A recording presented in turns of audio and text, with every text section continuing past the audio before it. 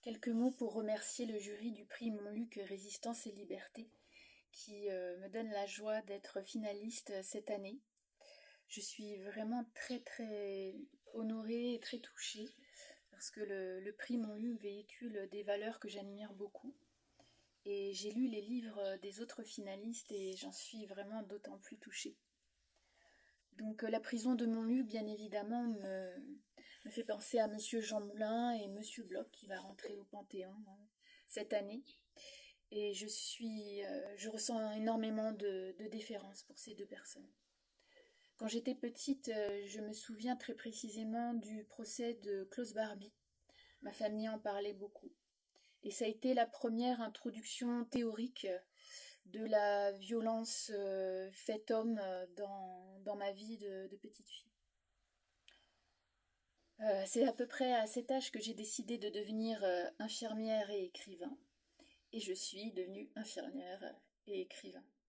Donc quand je suis infirmière, je travaille dans une équipe mobile précarité psychiatrie. Je suis mandatée pour aller à la rencontre des exclus, les personnes qui vivent dans la rue, enfermées chez elles, loin des soins, et également les personnes en situation de migration. Donc depuis toutes ces années, j'ai rencontré des gens qui viennent du monde entier, qui ont rencontré leur Klaus Barbie à elles, et qui me rapportent des bribes du monde. Donc leurs confidences nourrissent mes questions sur la violence humaine que je crois irréductible, et qui n'aura de cesse d'ailleurs de me questionner toute ma vie durant. Dans mes écrits, je la questionne souvent sans trouver de réponse, notamment dans mon livre sur Sondiata Keita, donc l'homme qui a aboli l'esclavage au Mali au XIIIe siècle et a fondé ce pays, et également dans L'aïeul de tout le monde, qui est un conte ou un grand poème, avec Zendier pour héros, un petit garçon qui a connu un génocide, qui rencontre un homme qu'il va nommer l'oncle, même si cet homme n'est pas son oncle, mais un homme digne de son humanité, qui souhaite ramener ce petit garçon à la vie. Et chaque matin, il lui pose sur le front de la terre, afin qu'il oublie ses fameux souvenirs et puisse revenir voilà, à la vie. En ce qui concerne le livre qui me donne la joie d'être finaliste du prix Montluc cette année, c'est Le printemps reviendra, qui est publié aux éditions Récamier. Donc au cœur de l'histoire, Marwa, une femme chirurgien à Kaboul, qui a connu la première mouture talibane et qui sait ce qui va se passer au terme de l'été 2021. Donc elle met toutes ses forces, toute son énergie pour conserver intact ce qu'elle a construit.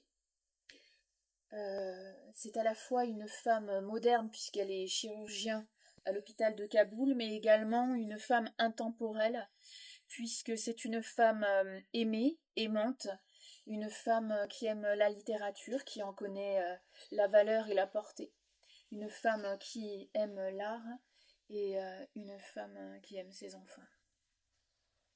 En ce qui concerne la situation des femmes afghanes, quand je fais la liste des violences qui ont jalonné notre humanité, qui est une liste faramineuse, copieuse et créative, et bien souvent je me dis que notre créativité est vraiment très mal employée.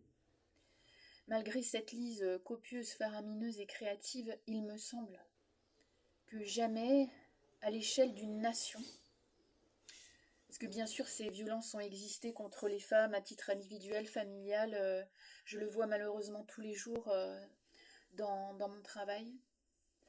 Donc cette violence a été perpétrée, même peut-être parfois dans certains territoires, à grande échelle.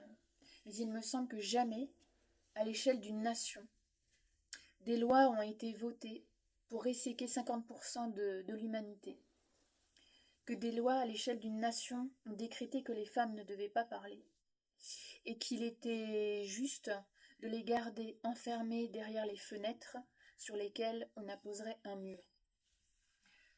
Donc tout ça, c'est invraisemblable, et malheureusement c'est vrai.